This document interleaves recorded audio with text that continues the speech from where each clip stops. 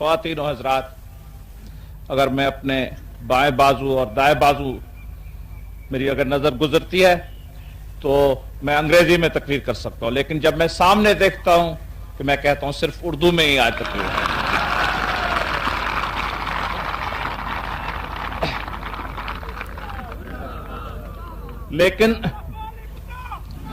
لیکن یہ تقریر مختصر رہے گی، جیسے کل کی تقریر تھی۔ اس کے بھی چند وجوہات ہیں۔ جیسے میں نے کل اپنی تقریر میں کہا تھا کہ یہ آئین پاکستان کے عوام کا آئین ہے، یہ آپ کا آئین ہے۔ اس آئین کو پاکستان کے کوششوں نے اور پاکستان کے صلاحیتوں نے بنایا ہے۔ یہ آئین بڑی مدت کے بعد بنا ہے، بڑے طویل تلاش کے بعد بنا ہے، اور اس لیے اگر اس کی تعریف ہونی ہے اور خواہ اس کی گلا بھی ہونی ہے تو وہ تعریف صرف آپ ہی کر سکتے ہیں، اور اگر اس آئین میں کوئی کمی پیشی ہے اس کی نکتہ چینی بھی صرف پاکستان کے عوام ہی کر سکیں گے۔ اس لیے میں کوئی چیز نہیں ہوں، میں صرف قومی اسمبلی کا ایک رکن تھا، اور اس رکن کے حیثیت میں نے اپنی مکمل کوشش کی کہ اس جدوجہد میں جو پاکستان کے عوام کا جدوجہد تھا اس میں ہم کامیاب رہے۔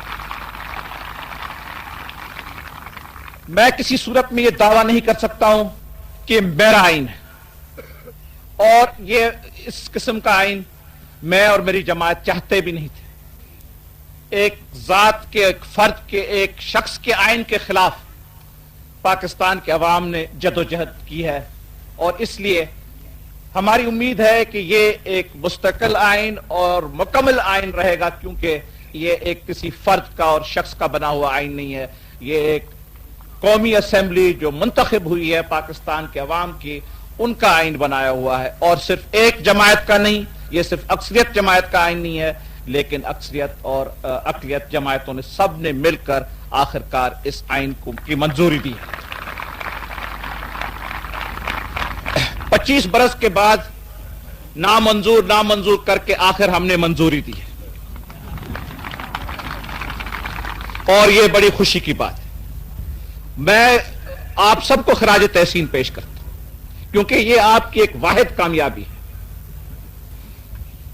اور اگر ہم ماضی کو دیکھیں اور اس جیسے میں نے کہا تھا اس لمبے اور طویل راہ کو دیکھیں تو وہ دن بھی ہم یاد کر سکتے ہیں جب پاکستان سے قبل، پاکستان بننے سے بہت پہلے،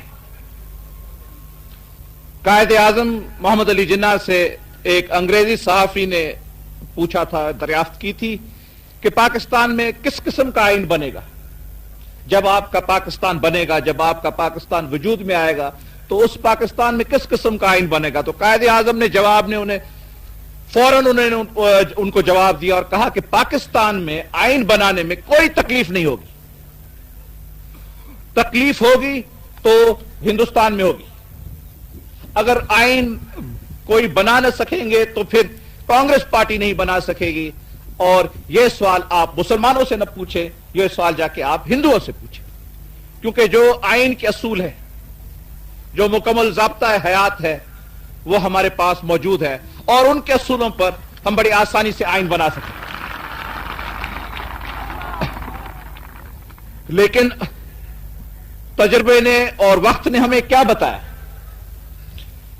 وقت نے ہمیں یہ بتایا کہ وہاں ہندوستان میں 2-3 سال کے اندر ہندوستان کی عوام نے ایک آئین بنایا، ہندوستان کا آئین بن گیا، اور یہاں افسوس سے ہمیں وہ دن دیکھنے پڑے جب قائد اعظم ہمارے پاکستان میں، اس ملک میں، جس ملک کو انہوں نے بنایا تھا، 1 سال کے بعد ان کا انتقال ہوا، اور وہ یہ قیادت نہیں دے سکے آئین بنانے کی۔ اگر وہ ہمارے ساتھ رہتے تو اس کی قیادت میں مجھے یقین ہے کہ پاکستان میں بھی ایک وفاقی آئین، جمہوری آئین، اسلامی آئین بڑی آسانی سے بن سکتا تھا۔ اور اگر ہندوستان میں نہرو کی کوشش نہ ہوتی، نہرو کی ساتھیوں کی کوشش نہ ہوتی، تو شاید ان کو بھی ایسے دن دیکھنے پڑتے۔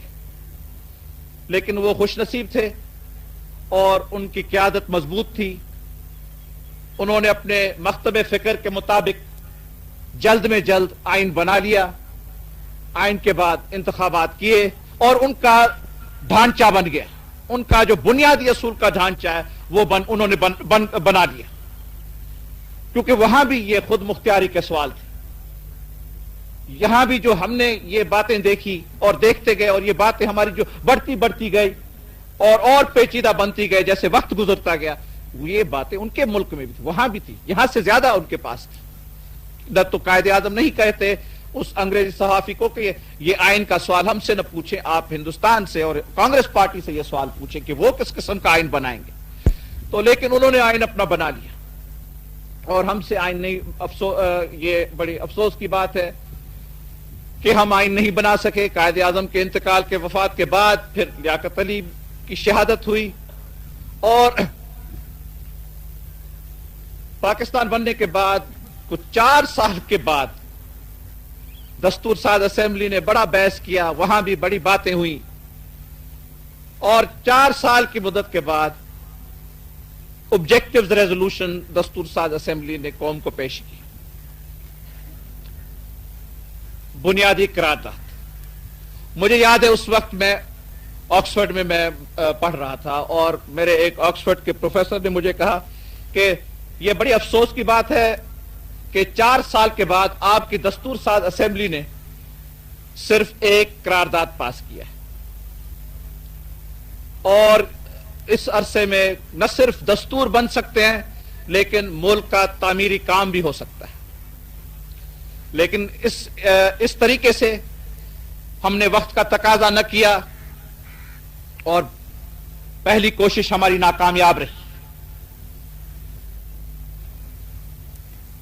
جب پہلی دستور ساز اسمبلی کو ایک غیر قانونی فعل سے ختم کیا گیا تھا، اس کے بعد جو دوسری دستور ساز اسمبلی آئی اس کو در حقیقت میں یہ اختیارات نہیں تھے کہ وہ ملک کو آئین دیں، لیکن اس کے باوجود انہوں نے ایک آئین دیا.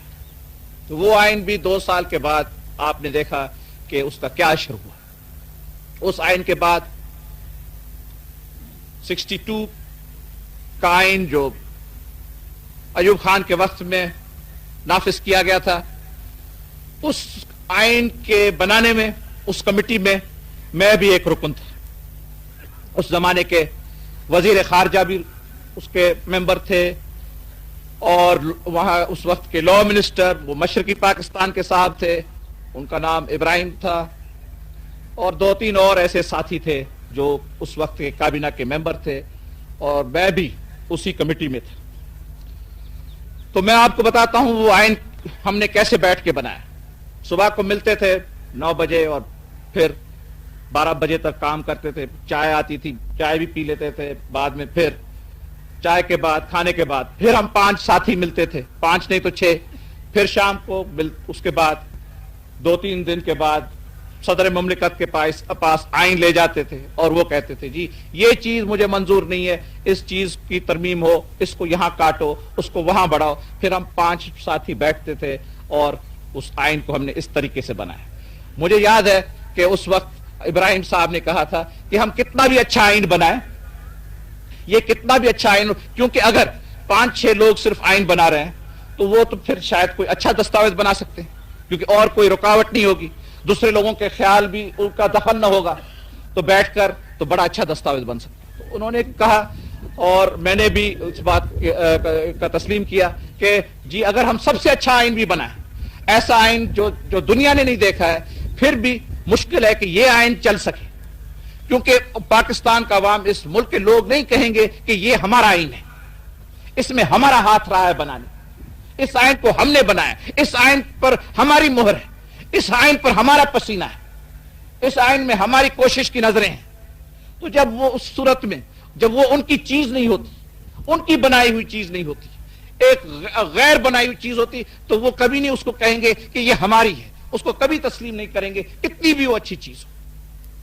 تو اس کا جو نتیجہ ہوا اس آئین کا وہ بھی آپ نے دیکھ لیا. اب اس جدوجہد کے بعد پاکستان کو اور نقصان برداشت کرنا پڑا. ایسے نقصان برداشت کرنے پڑے تو شاید میں نہیں سمجھتا ہوں کہ اس دنیا کی اس وقت کی تاریخ میں اور کسی مملکت نے اتنے نقصان برداشت کیے ہوگے جو پاکستان نے کی. اور اس کے بعد پھر جو ملک کا حصہ رہ گیا تھا, جو خطہ رہ گیا تھا, وہاں ہم نے یہ کام شروع کیا, آئین سازی کا کام شروع کیا. اور سپٹمبر کے ماہ میں آپ کو یاد دلانے چاہتا ہوں کہ سپٹمبر کے ماہ میں اسی عظیم شہر میں, اسی تاریخی شہر میں, اسی آپ کے اور میرے لاہور میں نے آپ کو کہا تھا کہ انشاءاللہ تعالی 23 مارچ کو ہم اس ملک کو آئین دیں گے. اس ملک کے تقدیر میں آئین ہے, ایک جمہوری اور ایک وفاقی آئین اس ملک کے تقدیر میں ہے. اور انشاءاللہ تعالی 23 مارچ کو نہیں تو 21 اپریل کو یہ قوم فخر سے کہہ سکے گی کہ 25 برس کی کوشش اور تلاش کے بعد, 25 برس کی قربانیوں کے بعد ہم نے آخر پاکستان کو آئین دیا ہے, ایک مکمل مستقل آئین ہم نے قوم کو دیا ہے جو پاکستان کے عوام کا آئین ہے. یہ میں نے آپ سے وعدہ سپٹمبر میں کیا تھا لاہور کے شہر میں. اس کے بعد جو کچھ ہوا, کشمکش جو بھی ہوئی قومی اسمبلی میں, اس پر میں اور کچھ زیادہ نہیں کہنے چاہتا. میں تقریریں کر سکتا ہوں, اور میں تقریریں اس وقت کر سکتا ہوں جب دو باتیں میرے سامنے گزرتی ہیں. ایک تو جب کس چیز کا جواب دینا پڑتا ہے, اگر کوئی الزام لگتے ہیں, اور اگر خاص کر کے جب غلط الزام لگتے ہیں, اس وقت میں لمبی تقریر کر سکتا ہوں, اس وقت کوئی مدت نہیں ہو سکتی میری تقریر کرنے کی. اور ایک وہ وقت ہے, دوسرا وہ وقت ہے جب ہمارا مکتب فکر, ہمارے اصولوں پر ہمیں لوگوں کو وہ سمجھانا پڑتا ہے, تو وہ ہم سمجھا سکتے ہیں ایک واحد اور وسیع طریقے سے کہ بھائی یہ ہمارے خیالات ہیں, یہ ہمارا نظریہ ہے, یہ ہمارا مکتب فکر ہے, یہ ہمارے اصول ہیں. اب میں کون سی تقریر کروں؟ اب میں کیسے کہہ سکتا ہوں کہ یہ بڑا اچھا آئین ہے؟ میں کیسے خراج تحسین پیش کر سکتا ہوں اس حکومت کو, کیونکہ اس حکومت نے آئین نہیں بنایا. مجھے معلوم ہے, یہ میرا ایمان ہے کہ آئین ہم نے نہیں بنایا, آئین آپ کا بنایا ہوا ہے. اس لیے میں کل تقریر نہیں کر سکتا تھا, اور آج بھی میں تقریر میں نے زیادہ کی ہے. یہ میرا مقصد نہیں تھا کہ میں اتنا آپ کا بھی قیمتی وقت لوں, کیونکہ کراچی میں بھی اور کوئٹہ میں بھی, پشاور میں بھی مجھے کچھ کہنا پڑے گا. اور میں اس صورت میں, یہ مجھ میں کوئی آپ سمجھے کمزوری ہے, یہ میری اہلیت نہیں ہے کہ میں اس صورت میں تقریر نہیں کر سکتا ہوں کہ میرے زندگی میں کبھی ایسے نہ کہا کہ جی ہمیں داد دیں, ہمیں آپ کہیں واہ واہ ہم نے کچھ چیز کی ہے, کیونکہ ہم یہ چیز نہیں چاہتے. ہم نہ داد چاہتے ہیں, نہ ہم واہ واہ چاہتے ہیں. ہم ہیں خدمتگار, ہم کرتے ہیں خدمت. ہم ملک کے خاطر ہر ممکن ہر ممکن قربانی دینے والے ہیں. ہم میں قربانی کا مادہ ہے. ہم ملک کے بحران کا مقابلہ کر سکتے ہیں, ہم ملک کے دشمنوں کا مقابلہ کر سکتے ہیں, ہم ملک پر جو حملے ہوں گے پاکستان پر خدا نخواستہ ان کا مقابلہ کر سکتے ہیں. وہاں ہم بات بھی کر سکتے ہیں, ہم عملی کام بھی کر سکتے ہیں, ہر خدمت ہم سے ہو سکتی ہے. لیکن جب آپ اس مقام پر پہنچے, اس دستور کے آخری منزل پر پہنچے, ایک جدوجہد میں آپ نے اتنی ممتاز کامیابی ہوئی ہے, اس کے بعد میں کچھ زیادہ تقریر نہیں کر سکتا ہوں, اس لیے میں آپ کا زیادہ وقت نہیں لوں گا. السلام علیکم.